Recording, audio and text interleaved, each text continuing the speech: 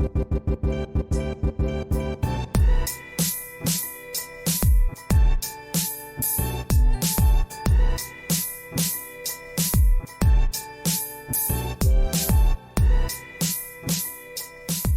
right, Ayo, welcome back. Welcome back to your Everyday Rich podcast. We're your hosts. I'm Jenn. I'm Jason Cow. And today, I guess I'm doing the intro. Sorry. So today we've got a quite interesting episode. We got our friends here, Anandi and Sean. And I won't do too much of an intro because I do want them to tell their story. But just a little background, like me and Anandi go back, way back. To university days. That's where I met her through a good friend of mine, Monisa. And we did a hell of a lot of partying together. A lot of partying, a lot of dancing. We went to Punta Cana together.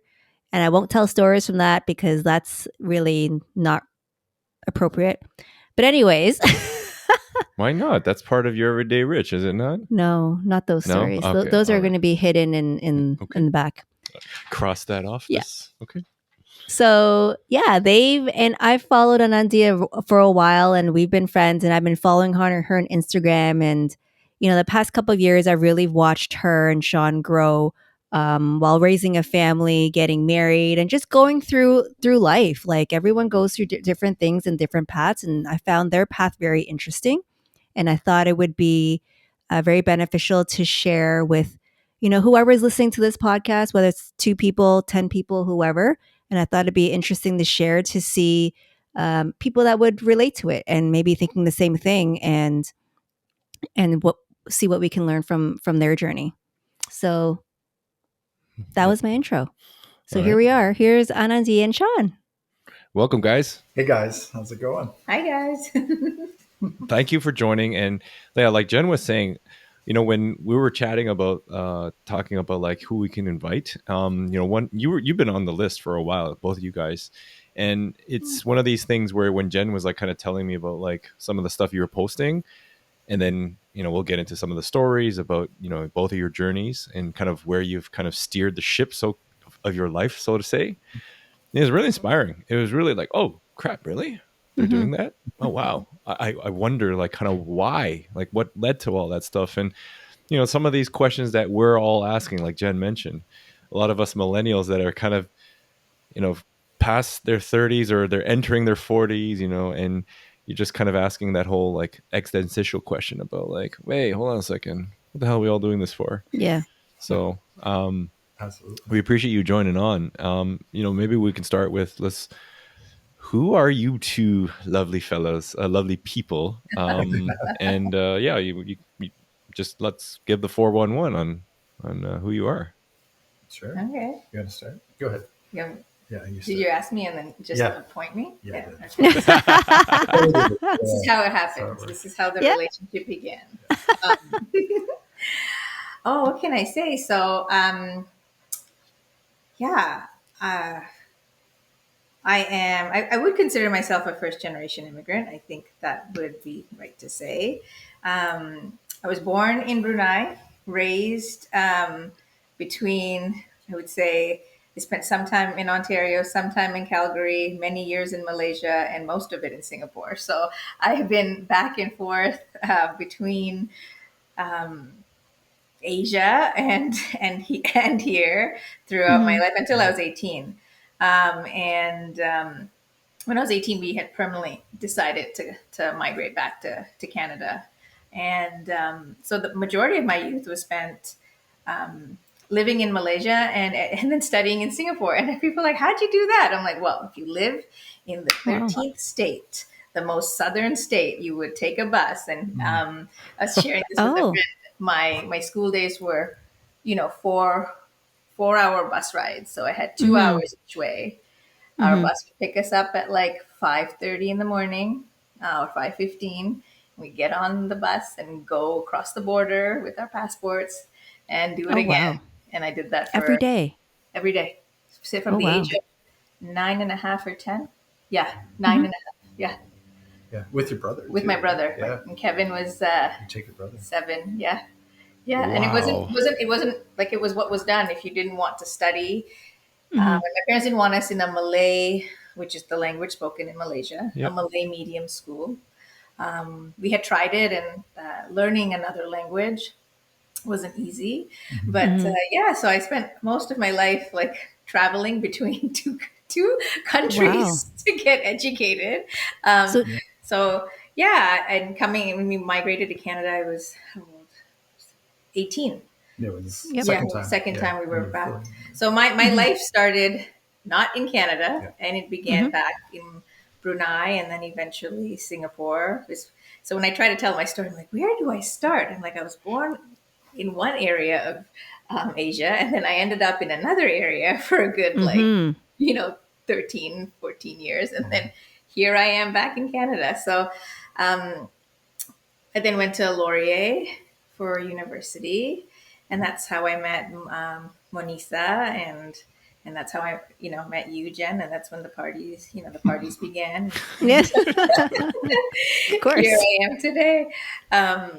But yeah, so that's a little bit about like how my like coming to Canada. That would be like my coming to Canada story. What about you, Sean? Yeah, myself. I'm a year older than Anandi. We're both 80s kids, Right. but I grew up in this part of the world. So I was raised in southern Ontario, not far from Wilfrid Laurier. I was raised in a small town. Like we didn't have a stoplight or a Tim Hortons at the time. What was this town called? It's called Waterford, Ontario. Yeah. Oh, That's yeah, where- yeah, okay. Okay. Might Yeah. have been near Port Dover, I guess, on Yeah. the trips. Yeah. So Waterford, Ontario. I was raised on the same street for the first 18 years of my life. My Wow. mom and dad. My mom her family's from Northern Ontario. My dad's family is right from around Waterford. My dad's side of the family is Ukrainian by my last name, Danchuk. But my dad was born here.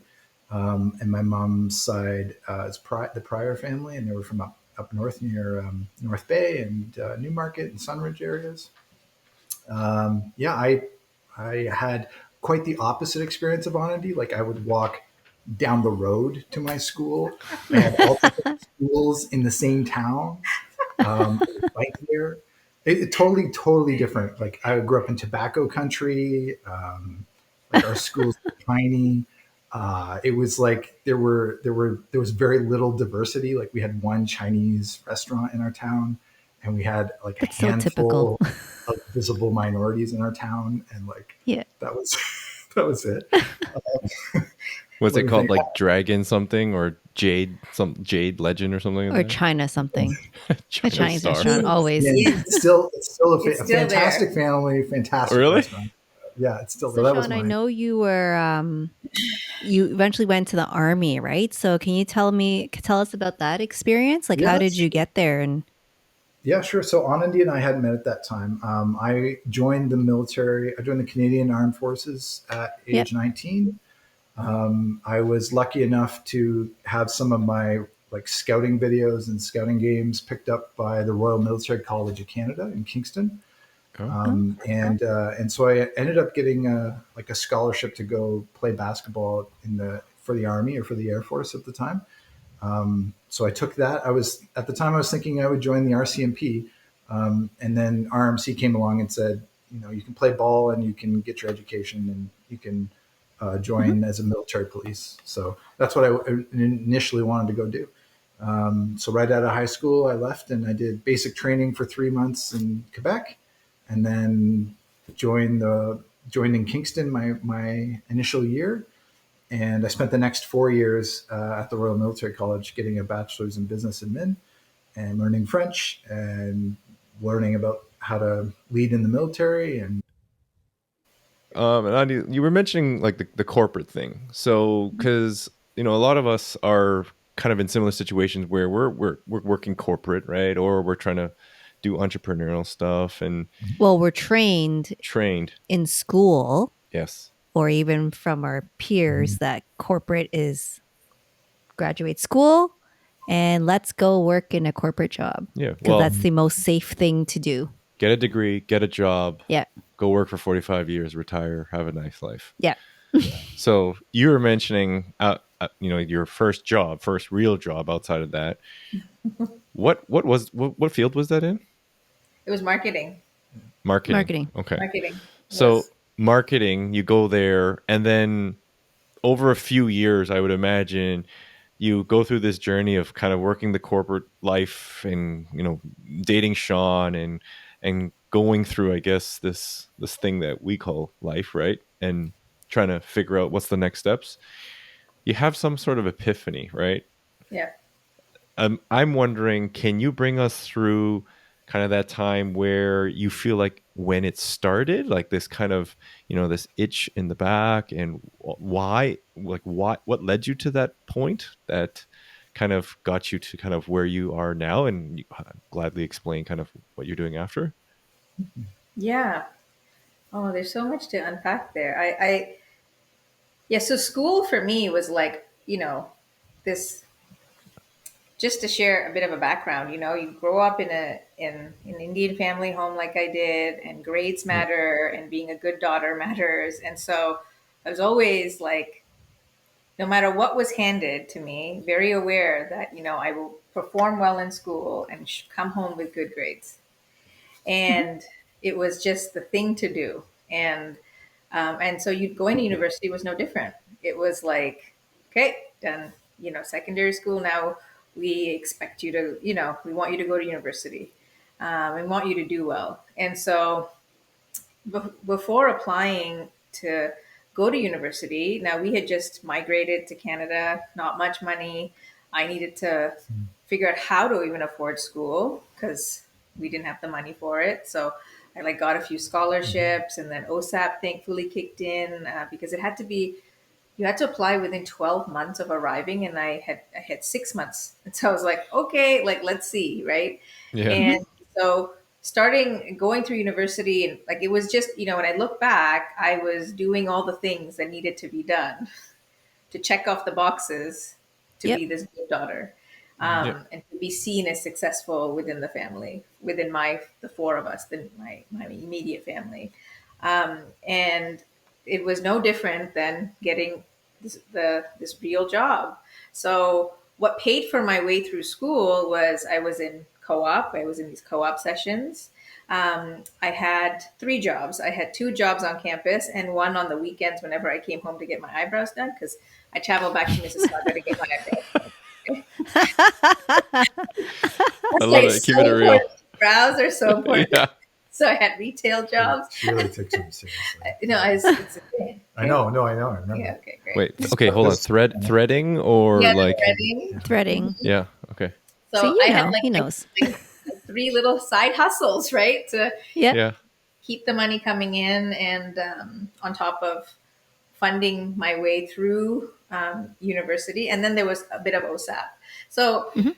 that's how I got my way through. And so graduating, I was like, okay, I need this real job because I don't want to keep doing what I've been doing all 3.5 years. Mhm. Um, and then and even choosing marketing, like I was just, again, it was like my heart was like, oh, you'd love HR and you love people, and it was just more of a fit. But I didn't choose that because I just wanted to follow. I was very good at following, so I just Mhm. followed along and ended up in marketing very quickly. Within that first year of being in my first role, I was like, this is not me.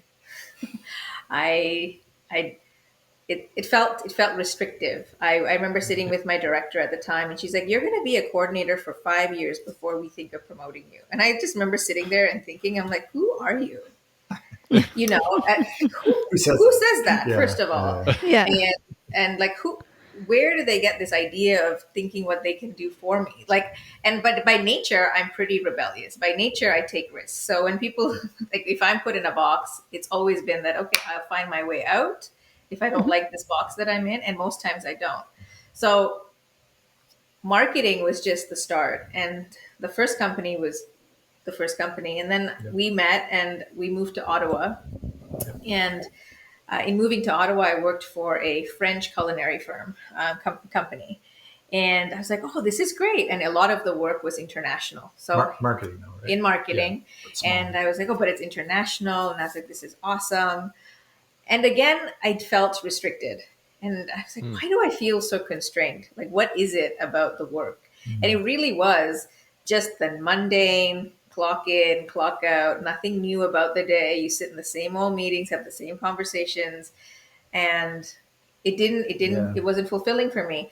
And so I left. I would say my corporate career ended in 2009, and I How left old and are I you? went to retail. You were How how how old? old? How old were you at this time? Oh, It was like 2 years. Yeah, 2 years, maybe like 2 years 26. of working. Yeah. Okay, Yeah, 26. Yeah. Hmm. Okay. 26.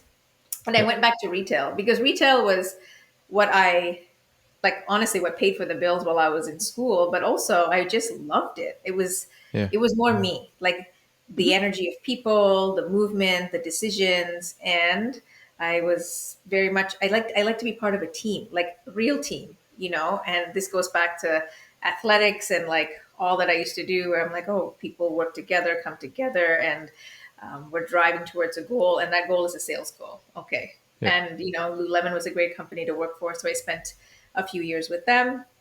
And that was when I began to buck the trend because everybody else from business school was loving the corporate world and doing what they needed to do. And there I am in retail and Yep. working for a reputed brand. Yeah. So Yeah. it was in its own way.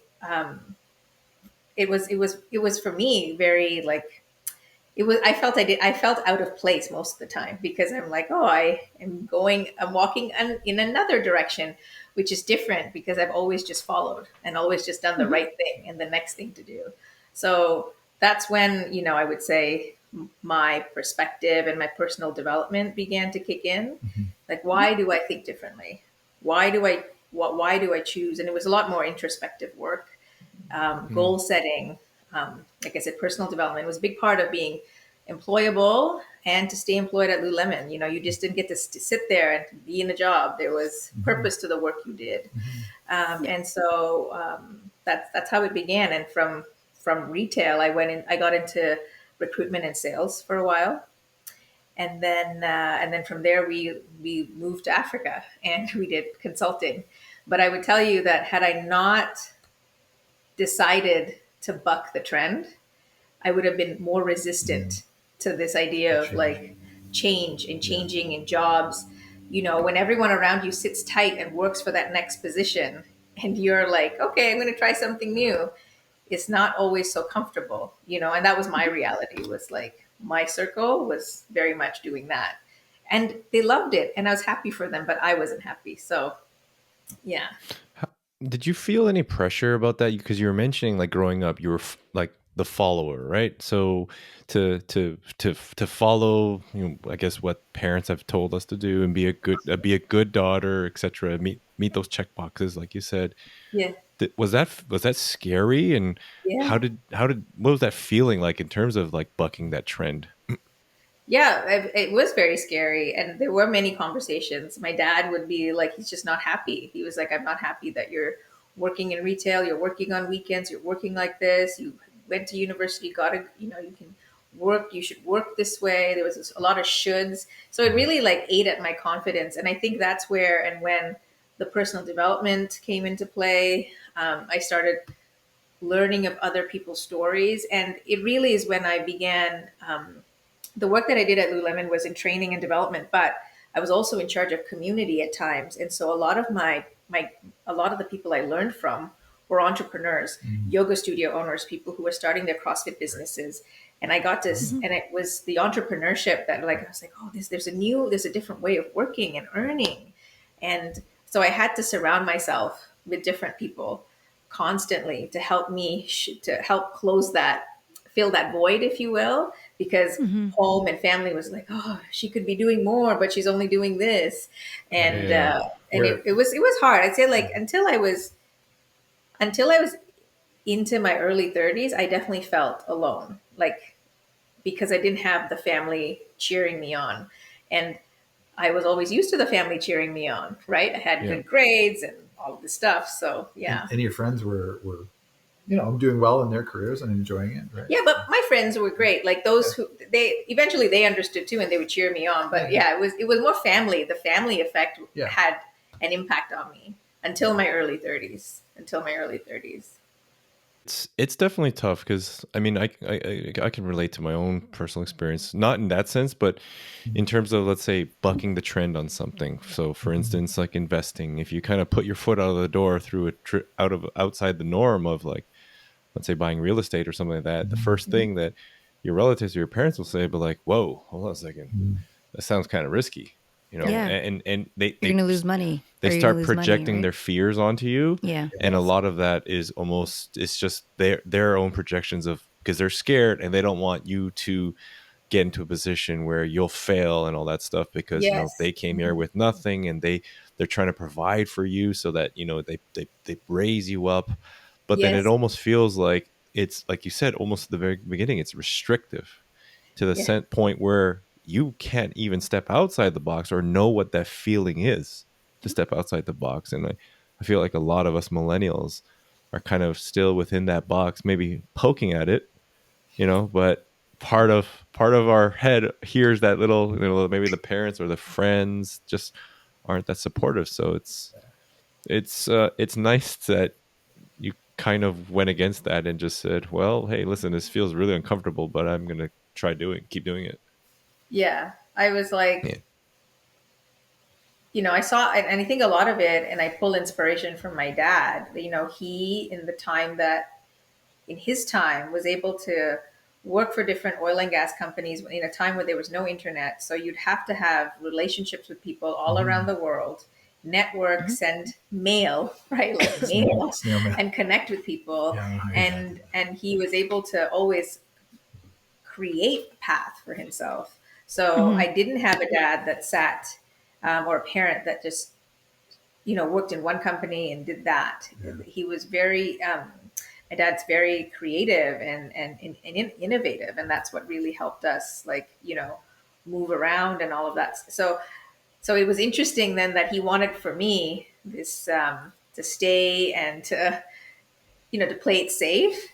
Um, and Yeah, yeah, yeah. So like Sean, so you're dating at this point, right? So at this point, like, are you kind of going through something similar in terms yeah, of your career path when all this is happening with yeah. Anandi, I and kind of like what's going through your head, and how are you approaching it?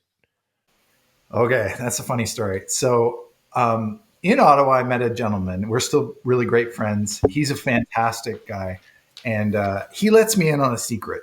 And he says, look, he goes, I can tell you're a lot like me, and I can tell you're wondering why is it that I have all this stuff and you, as a public servant, do the same job but you don't. And so he let me in on a secret. He's like, this is what I do as a consultant. And I'm like, what is a consultant? I don't understand. Like, Mm-hmm. is that Yeah. code word for something? It sounds so vague. And he basically says, like, I solve problems. I do this. I'm an entrepreneur. I solve my own problems. I jump in contracts with the government.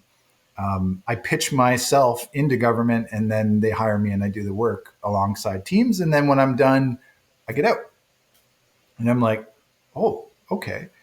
That sounds amazing. And he would tell me, I've traveled, I've been to places, I've done these things. So when I leave, he really encourages me. He acts as a mentor and says, I really encourage you to look it up. Here's some contacts. Here's some ways that you can, like, books to read, people you can reach out to. Like, and he said, basically, don't do the link, like, don't do the job posting game. He's like, stop doing that. He's like, go network. So I'm like, Mm-hmm. okay, I'm going to network. And he's like, start where you have strengths. So I went looking for veterans, and I went looking for veterans who were consultants. One thing led to another. A gentleman who was kind of in charge of his association of consultants happened to know a bunch of veterans, and he sent my resume out to people. One thing led to another, and I'm interviewing with PwC and the Deloittes and MNP and a few other consulting firms in Toronto. And one of them, I get an interview with one of the partners. Him and I would later work together quite a long time, but I I ended up in the interview, and they're like, "Great, well, what are you looking for?" I told them, and they said, "Okay." One of them, does anybody else have any questions? And the one other partner goes, "Will you do the shit work?" And I'm like, it doesn't matter. I said, it doesn't matter what you need me to do. I'm going to be a consultant. Like, give me the work. Yeah. Doesn't matter what it is. And he's like, I like him. Okay. So like 2 weeks later, Awesome. I get this offer letter, and they're like, want to join the firm as a consultant. You won't be the bottom. You won't be in the middle. Like you'll be kind of here, and you'll have to work yourself out. Yeah. So I'm like, yeah, I took the job just in time. My package ran out. I'm like, I joined right around my birthday, and I got the offer, and I started working in a firm. And I've never been in the private sector. Remember, I joined the Army at 19. So I'm like, Yeah. what do y'all do? And how does this Yeah. work? Yeah. And yeah. And Anandi What do was you mean like, I don't get a union break? Yeah. yeah, I spent the first 7 months screwing up, and Yeah. and Anandi and this partner mentor of mine pulled me aside and were like, you gotta hunt, you gotta get aggressive, you gotta make people want you to join their projects, and you gotta get billable time or they're gonna fire you. Yeah. Yeah. And I was like, they can fire you? Like I'm that Yeah. bad? Yeah. They're like, they only make money if you are doing work for clients and you're billing your time.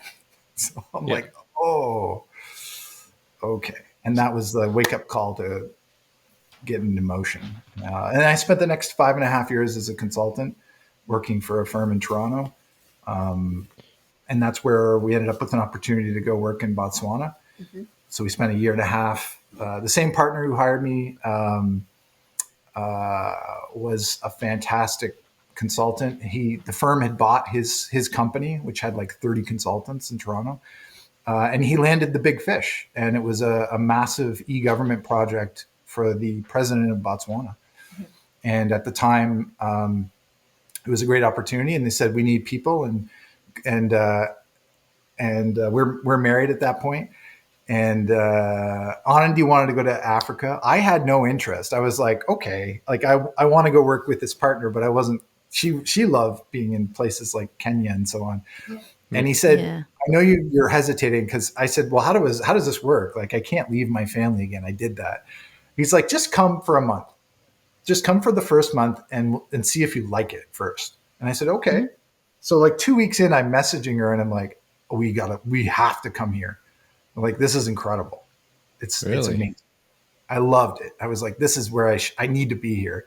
I'm getting all these billable hours. The team is amazing. We're living on a golf course. We've got Mercedes. We're living at a mansion. Like I'm learning to drive on the other side of the road. It's sunny all the time. It's plus 35 right now. I'm wearing shorts, and this was like, what was this, February or March in Canada? So yeah.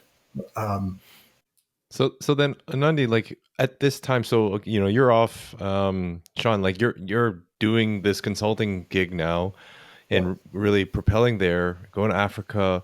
So Anandi, what are you doing in parallel here, where now you're saying, okay, well, Sean's in Africa, I'm here, obviously doing what you're doing. How was that conversation when both of you guys are saying, yes, let's move to Africa? Because not a lot of people I know have picked up and just said, okay, we're going to Africa. Yeah. Right? One of our values in our relationship early on was travel. Travel was a big part of it. And so in like the chaos of moving and starting and moving and starting, we were intrigued by people that I knew, either from Singapore or people I'd heard of who were busy, who were finding work in the Middle East. And I was like, oh, I wonder, what that looks like.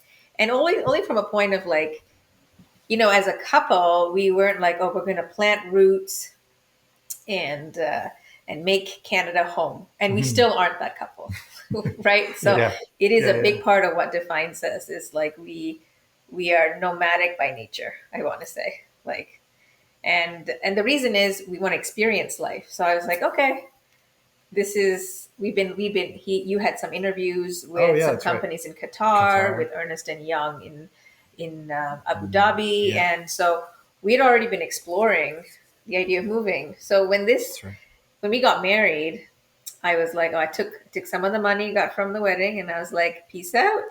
I'm going to join my friend's NGO in Kenya and and teach yoga with children in the slums and get trained, right? And because I was like, this is fun to do, and he's like, okay. So, I was like, That's awesome. I love how yeah, like you're so carefree. Like Yeah. it's just, you know what? I want to enjoy doing this. I'm going to go teach yoga in a different country and that's it. Like it yeah, seemed like there's very little hesitation in your Yeah. decision. yeah, it was. I was like, I just needed to experience something different, Yeah. Mhm. and like, so you did that. so I did that. It was like, I don't know, 3 weeks maybe? Was it 2 weeks, 3 weeks? It was 3 weeks. It was she 3 loved weeks, it. and I just started my new role in recruitment and sales with a place with an agency called Randstad, and they were like, okay, like off you go, you know. And so I come back from this trip, and I was like, Sean, I like, I belong on that side of the world. Yeah. Like I like that side. I like that it's rustic, it's simple, I just like it. And you know, in many ways, it reminded me of how I grew up, which was not in this whole developed kind of city. And I think that's what I loved about it. Yeah. And so when I tell him, and I'm like, oh, Africa is great. We should consider. At that point, he's like, maybe we can find work in St. Petersburg, Russia. And I was like, did you forget Ottawa? Ottawa with the same latitude and how that didn't work? So you want to take me north? Like, no, we're not doing that. I'm not going any more north with you. Like, this is as far as it goes, right? So maybe Africa. And then we just dropped it because I was like, okay, he's not interested. Wasn't interested. So it was really unique that then an opportunity presented itself in Botswana, and my instinct was like, he's not going to like Africa because we're different. Even when we travel, like I enjoy rustic and I can figure my way out in that situation like that. But it like stresses him out. So he needs the I like to be clean streets and they need to go straight, right? Like they have to be lines. And I'm like, oh, look, the cows, the goats, people just doing their thing. I'm like, I can navigate. Let's come. But no, not him. He needs it just so. Lanes. So like, lanes, sidewalks, you know, like. So Give me a grid. I was like, he's not going to like it. Like, there's no way, right? But then when he came back and he's like, I liked it for a lot of other reasons, which is great. Yeah, you know the beef jerky. It's what you said you like. Oh, so much. He called me and he's like, the beef jerky is really good. I was like, it's so cheap. I'm like, I'm like, this is not good enough, right? I was living off beef jerky for the first time. yeah.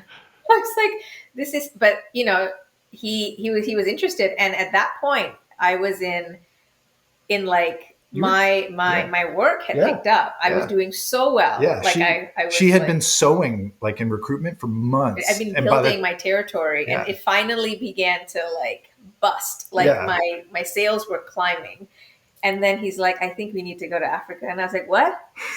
It was the worst time. The whole all this time building something, and it's like coming to fruition, and you want me to walk away from I need you to walk bonus away. And all of the stuff.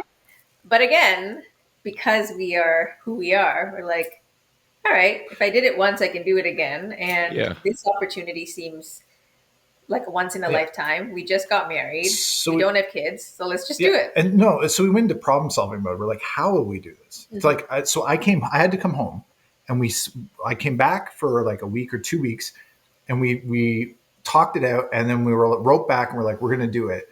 And we had problem solved. We're like, okay, how did we do this? And it was four major components. One was, we're like, what is she going to do? Like, she's going to want to do something. So the project team was like, what does your wife do now? And we told them, and they're like, we need someone with an e-marketing background. Your wife has an e-marketing background. Let's interview her. So the separate people went and interviewed her, and they're like, awesome. Like you'd be great. They loved her. And so they're like, we'll hire you as well. So at that point, we both had offers, and she was coming over as an independent contractor. So I'm like, we're like, okay. And they're like, this will work out well for you. So we're like, okay. Yep. Obstacle 1's down. Obstacle 2 is like our dogs, and we had birds at the time. So we're like, we have all these animals. What are we going to do? So we had to get, we couldn't do it ourselves. And we're like, we wanted to bring the dogs. That was going to be a bad idea. and they told Yeah. us. And so it was because family hopped in and was like, we'll watch them. And friends were like, we'll take care of these birds. My family Yeah. was like, we'll take the dog. Like everyone pitched in and helped. So that was Yeah. obstacle 2 is down. 3 was we had a car and we're not going to ship the car. So we ended up, it was a nice car. It was her. So we ended up selling the car like in 2 weeks. We're like, how do we get rid of it? So we Yeah. sold it at like a loss. We just accepted that, okay, they're only going to give us a little bit of money for this. Okay. Like we thought ahead. We're like, well, we're going to make it back. So no problem. Let's just sell the car. We got rid of the car. Then the last part was, what are we going to do with our rent? Like our place that we're renting and all our stuff. And I don't know, maybe also a lot of people might not have done this, but we said, okay, we're not going to keep renting. Let's get rid of our rent, the place we're renting. We took everything we owned and we fit it in like a 10 by 10 locker, like it is the storage unit. Wow. Put everything in the storage unit, Yeah. locked that up, had 2 suitcases each, like off to the airport. Nice. And off we go. And then we're like, okay, everything's taken care of. God. Wow. That is the true entrepreneur spirit there. So it's like, I don't know if you guys, like, the way I'm hearing it is that like this is entrepreneurial problem solving, right? Where it was like you guys had these problems and you know exactly what you needed to do. It was just a matter of, okay, like let's just go do it, right? And we And did you that put in your 2 weeks. Exactly. And this is the thing where I'm making a connection is that tons of people will dwell on something like this and be stuck for like 2 months or Years. 2 years or Yeah, 2 yeah. decades and Yeah. nothing happens. And then after all that time, they ask themselves, oh shit, what the hell, right? Should have done it. Right. And what's so inspiring about hearing you guys and like just hearing your story is that you guys just went into like action mode. It's just do. And it's part of that upbringing of where like, even though both of you guys had different upbringings, your past in terms of you guys just doing something and figuring it out ultimately have led you here. So it's really cool to hear that. Like I honestly, genuinely really cool to hear that. Yeah. And then, it's just something that I picked up on here is that, your ability to say, hey, let's just go leave right now. Has that changed? Like, because you guys are both entrepreneurs, right? You guys you own your own businesses. You're doing your own thing. You're not working the corporate life, so to say. How has that flexibility allowed you to, I guess, live a certain lifestyle now that you have really enjoyed? You can take this. Okay. I mean, I'll chime in. Yeah. It's a great question. It's like if you took the Botswana experience in our memory, it was like that old saying, once you see something, you can't unsee it. That was our biggest takeaway. When we finally came back from Botswana, we realized the people we were working with for that year and a half, the entire experience, like we couldn't even put it in the show. It's just like the things we saw, the places we traveled, the projects, the experience, all of it, the culture, everything. It like broke the mold. And when we came back, we were like, we were not the same people. We were like, we cannot do what we used to do anymore. It fundamentally shifted our entire perspective. And from that point on, we were looking at entrepreneurship and saying, how do we recreate that in a way for like, how do we generate something that's like that for our lives? So that was the one biggest takeaway was, we were like, we just knew we could do it from that point on. We're like, we can travel, we can live abroad. These things are possible. You can get paid to work in other countries. You can be an expat. You can win work. You can deliver on projects. You can assemble people to help you get it done. You like all of that wasn't part of our life and our experience before, but sure was afterwards. And while we were there, there was the contrast. So there was Sean's company that came in, and all of them were employees. Yes. And then there was my team that came in, and we were all contractors.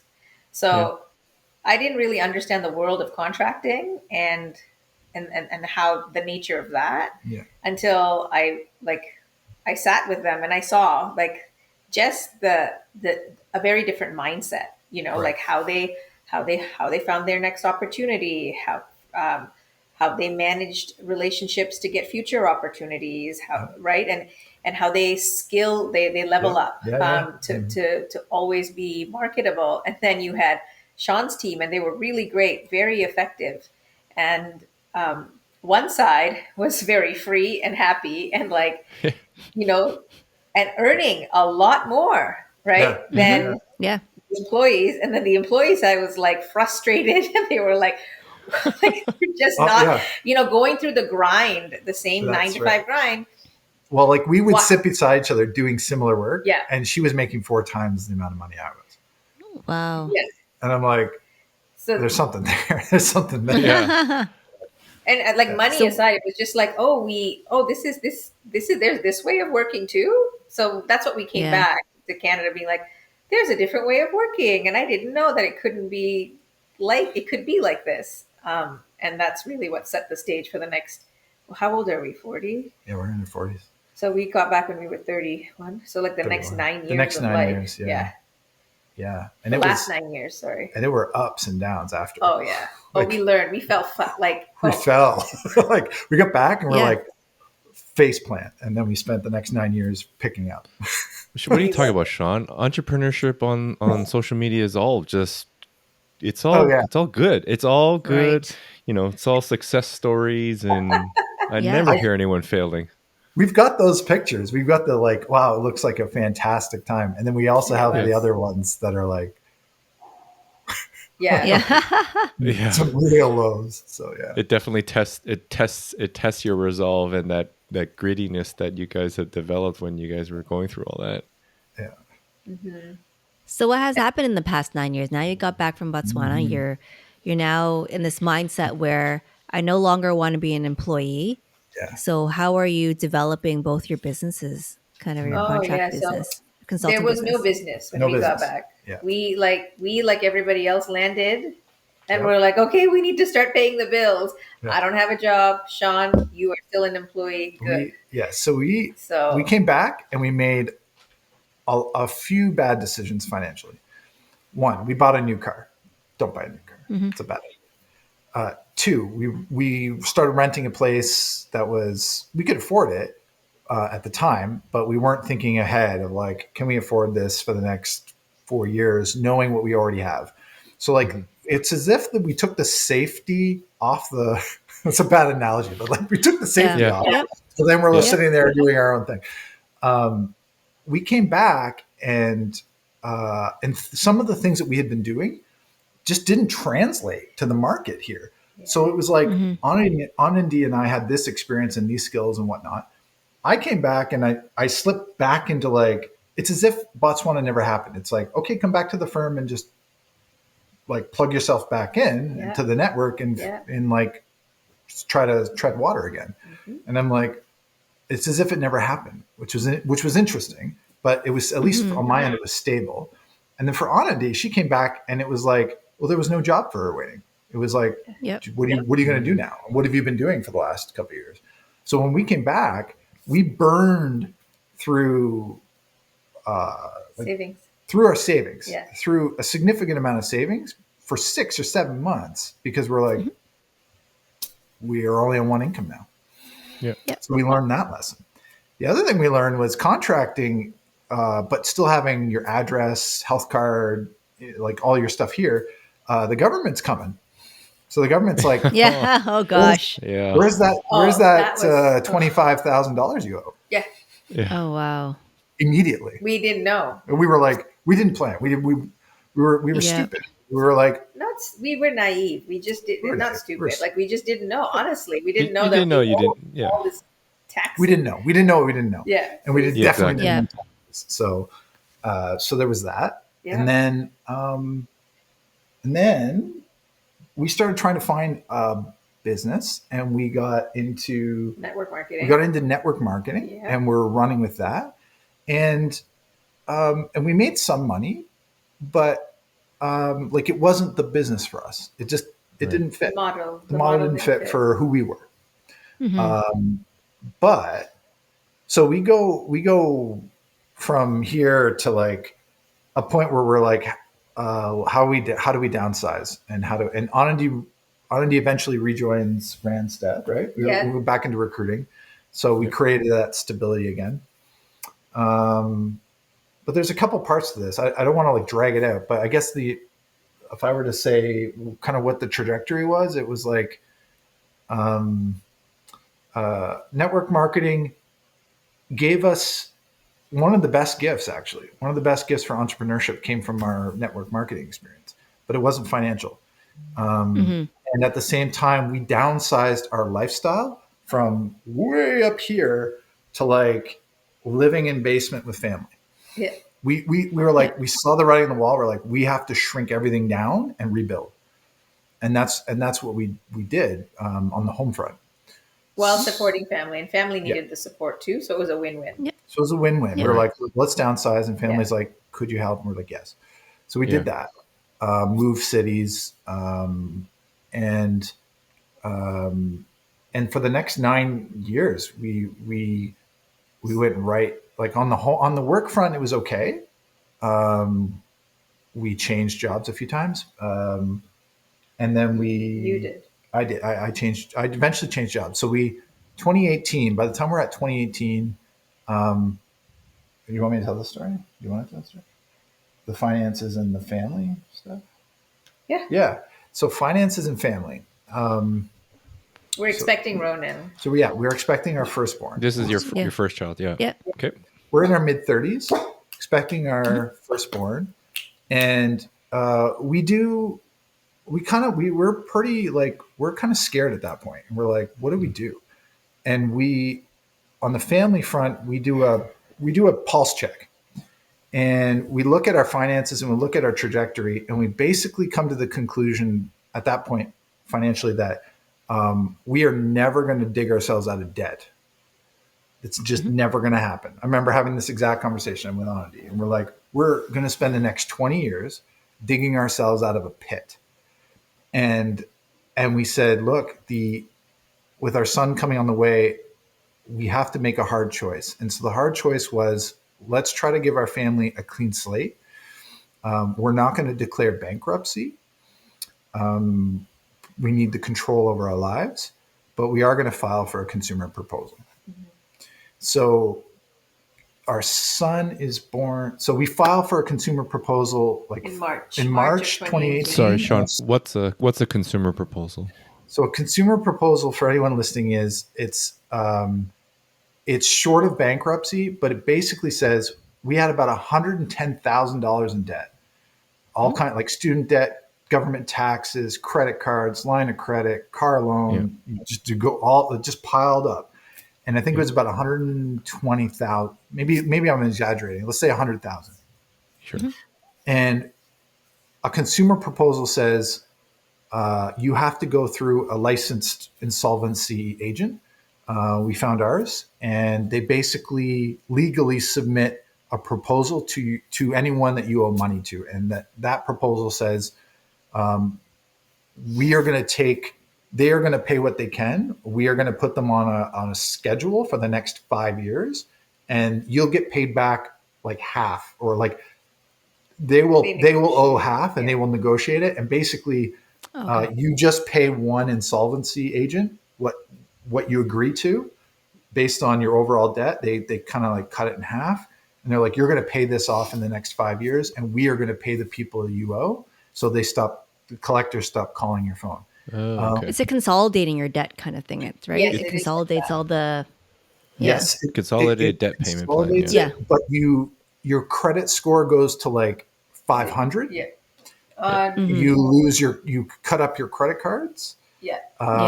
You can't get a loan for anything. You can't like rent a car. You can't get a hotel room until you start building it back.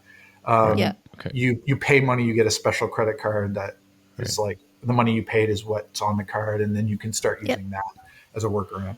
Wow. So it was rough. We find ourselves suddenly in a basement with a newborn, going through what new parents are going through. We had a rough time, and then we're in a consumer proposal for the next 5 years, and it was it got to the point where I think it was September of that same year. Was it the same year? Mm-hmm. Um, I look at my bank account and I have $10.75. Wow. I have $10 in the account. I have 75 cents in the tray of my car. Yep. And that's all the money we have. Mhm. And I'm waiting and praying because the next morning I'm supposed to have enough gas to drive to a client meeting in North York from Hamilton. And I don't have enough money for gas. And I'm either going to have to call my manager at the time at like 6 a.m., wake them up and say, I'm not going to make it, which is not a great scene. Trust me. It's not a good place. Yeah.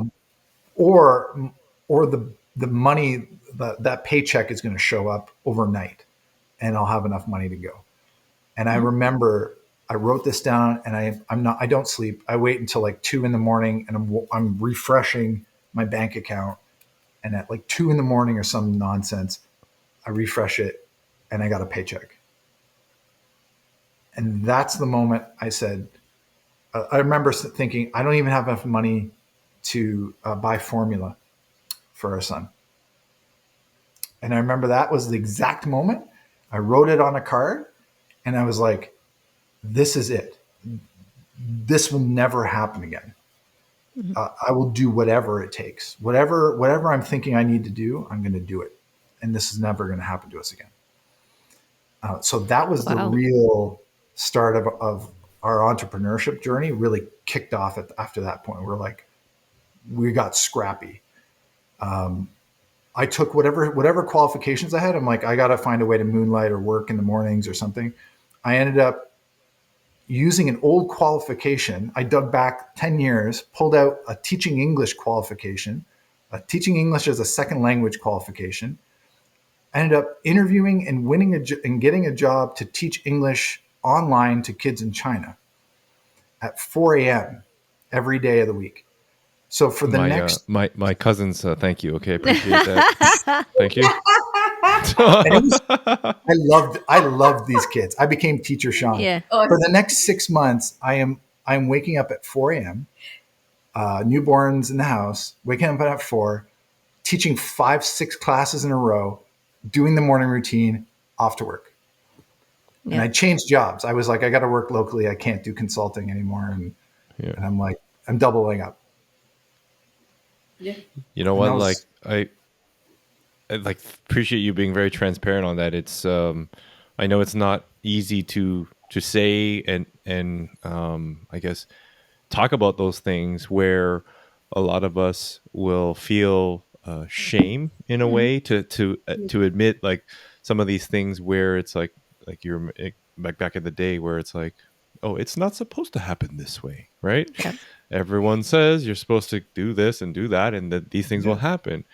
But you know, with you going through this experience and writing down on that card and just saying, it's going to change. And you guys did something where a lot of people are not willing to do, which is sacrifice a few years of your lives so that you can live the rest of your lives the way way you other want. people can never ever live in the future. So, like, you know, kudos to you. Like, really, seriously, like, if anyone takes anything away from what Sean just said, it was like you listen to exactly what he said. Is you got to sacrifice, like you got to recognize the things that you need to like buckle down on and get to in order to move to the next step, or else you're just gonna just keep digging yourself a bigger hole, right? Like people think I just keep going this way, it's no problem, it's fine. Yeah. And Yeah. And for me, the takeaway from that is like, we all go through our ups and downs.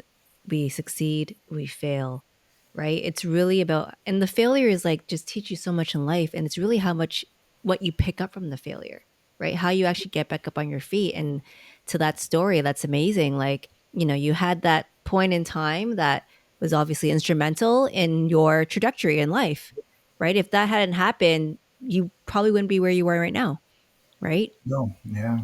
And I think it So, it gives you, I mean, growing up, we didn't talk about money at home. And also yeah. we learned that like when it came to literacy, like financial literacy, we didn't know anything, right? So we had all these opportunities, and you'd be like, oh, you should have saved more then and invested. And I wouldn't even know how to do any of that, like Yeah. here I am, and going back to being like a first generation immigrant, like you're building like from the bottom up. If you don't come from money with wealth into the country, which we didn't, you Yep. are starting from scratch. My parents started from scratch, and this was 2002, right? So Mhm. it's like an uphill climb. And when we went through what we did, I was like, oh, there's something to learn here. Like we need to learn Yeah. to become better with money. Like we needed to. And so this was really like such a gift, but it was the Yeah. hardest gift to have. Yeah. Yep. Of course, as new parents, and of course there's we feel guilty, and there's the shame we feel. But then it was that, like, okay, there is a way out. It's not comfortable, but we'll work through it, and then maybe we'll learn through it too. Like, what is it that we need to learn here? So what's the lesson here? Yeah. So then we just got really so network marketing, it gave us the gift it gave us was really, like, again, the mindset, the self-development. Like, you can't be in entrepreneurship if your mindset is not in check. I will, like, Yeah. boldly state that. And I think there is mindset and community, and we saw people, and we would always listen to stories around people who made it to the other side. Um, and whatever it is they were doing, that maybe it was network marketing, maybe it was entrepreneurship, but there you can cross that chasm. And then it was like, okay, let's learn about money. And so during this process, with over the last 5.5 years, it's us learning about money. Yeah. And we're not even done. Like, No, it's I don't even know, we haven't even scratched the surface yet, but we're just like, okay, what we took away from that was like, there's no like this idea of work does not look like a 9 to 5 and that's it. Like, there are opportunities always, and it just depends where you are. And for us, it's like, okay, we're going to hustle and work as smart as we can while we're young and healthy, so that we can live the way we want to later, right? And also build as much as we can, because you only have a finite time where you can, like, make as much money, and your contribution in the workforce is only so much. So throughout the last 5 years, it's been like, okay, we've held our full-time jobs, and then Sean has also gone on to do contracts on the side. How do we accelerate payments, right? That was the whole goal. How do we accelerate this debt payment? How do we Yep. how do we get ahead of the schedule? And you have to work outside of your 40 hours, right? Yep. And so really, like, that's the gift. The gift was like, if you rest on your laurels, for us, the gift was, if we just rested on our laurels of like 95, this idea of building wealth that we so badly wanted, when we understood where we stood in that quadrant, like Robert Kiyosaki has this quadrant. And I was like, Yeah. I'm going to become an investor. I'm like, I'm so far from that. I am very far from that. It may not even be in my time, but what do I need to do to set Ronan up so that maybe someday, he can live better than we did. He can have a different starting line, Right. and then that's what really has keeps us going, and has kept us going, and has allowed us to make different decisions on how we work. Do we both work full-time jobs, or do we work on contracts more? Like, what pays more that's going to get us faster to where we need to go? Because at the end of the day, we're not wed to this climbing the corporate ladder business. Like, that's Yeah. there's a purpose for work, and the job serves that purpose, which is to allow us to make money. But I'm like, okay, what is it that I can do Yeah. to keep earning, and to keep the money flow. And it's not from a place of burden. Like, I don't say this from a place of burden. I actually say it from a place of, like, excitement, and like, and I want to do it, and I think that's the shift, is like, before it'd be like, oh, I got EI, so here I'm like, no, like, how do we win contracts together where you lead it, I support you, and we can, like, again, top up top up for mat leave, or accelerate our savings that we want to accelerate our savings goal for.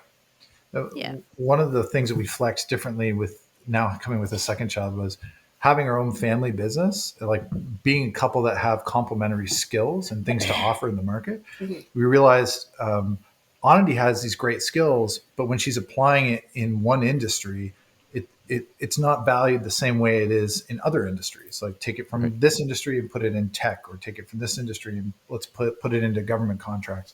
So that was one of the changes we made, was like we can get creative and innovative about how we work together, or whether we do things as separate for half a year or together for a few months. That ability to combine our skills and do things as a couple, or split apart and do things from a support and a lead and support, whatever. It gives us a new version of how we want to live, how we want to be parents, how we want to still continue to build wealth.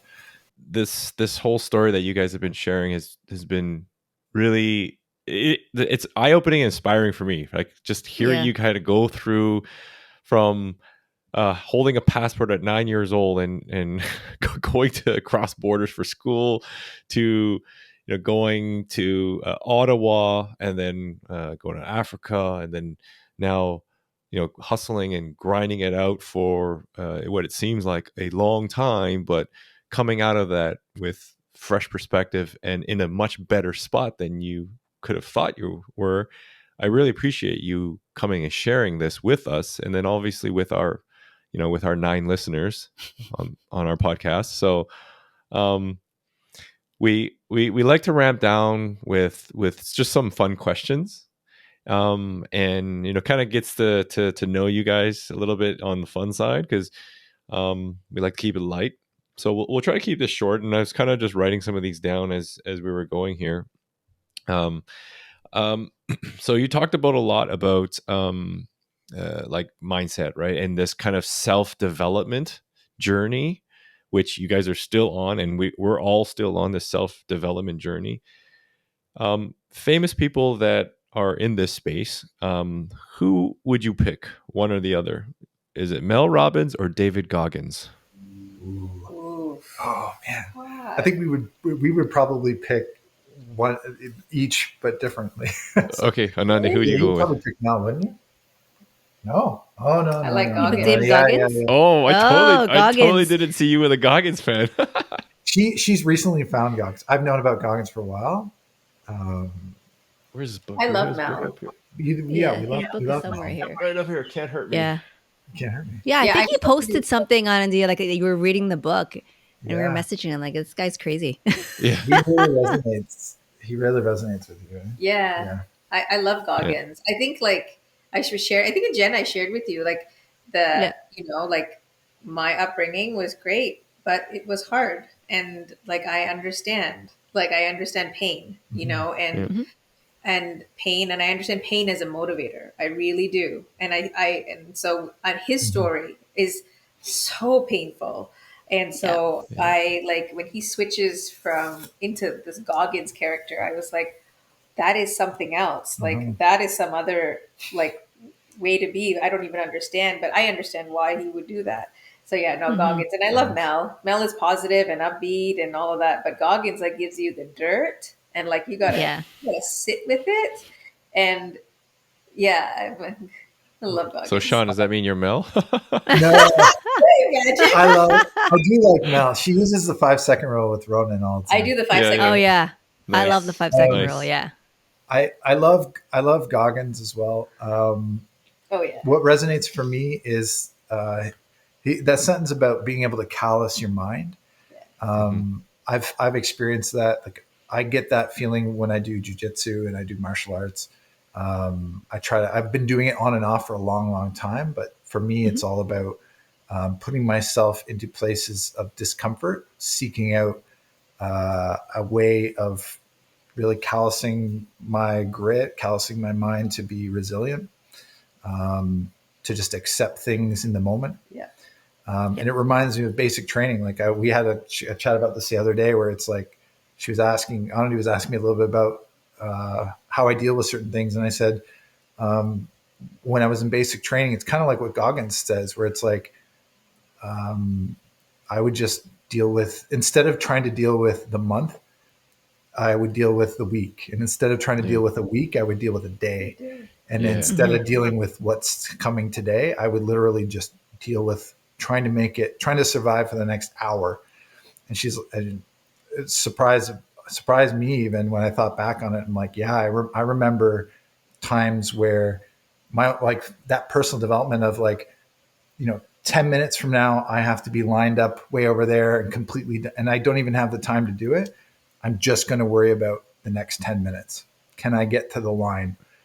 Can I get out of the swimming pool, changed into my uniform, everything packed up, and I'm not going to get yelled at? And can I get on the line in 10 minutes?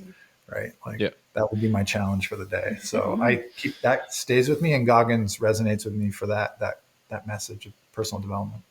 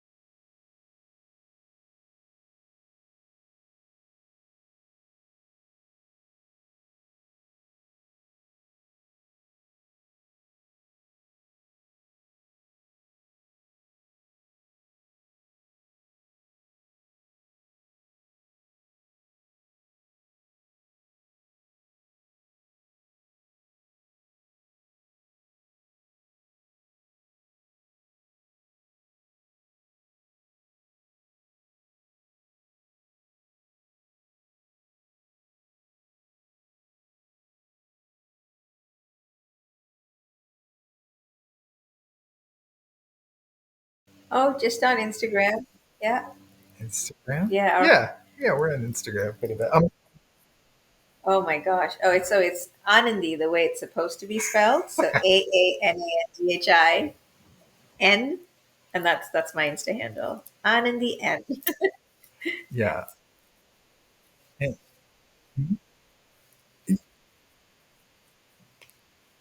yeah, you can find me on LinkedIn just by my name, Sean Danchuk. Oh yes.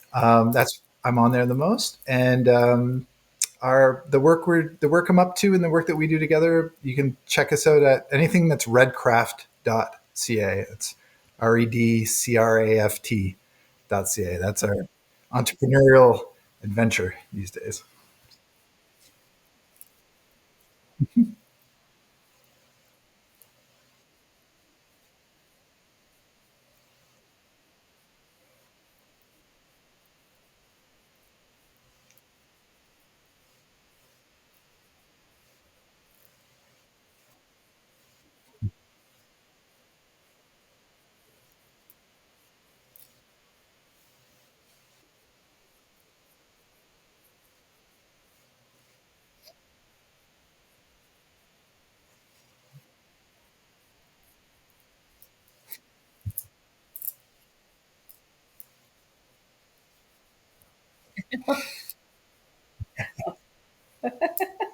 Love it. So, Oh, thank you guys. It thanks, was so guys. much fun. I'm like, I don't know how 2 hours flew by. Was it? Okay. Almost. Yeah. Gosh. Thanks so much. Bye. Your Everyday Rich podcast is presented solely for general informational, educational, and entertainment purposes. Any such information or other material should not be construed as legal, tax, investment, financial, or other advice. It is not intended as a substitute for the advice of a qualified professional.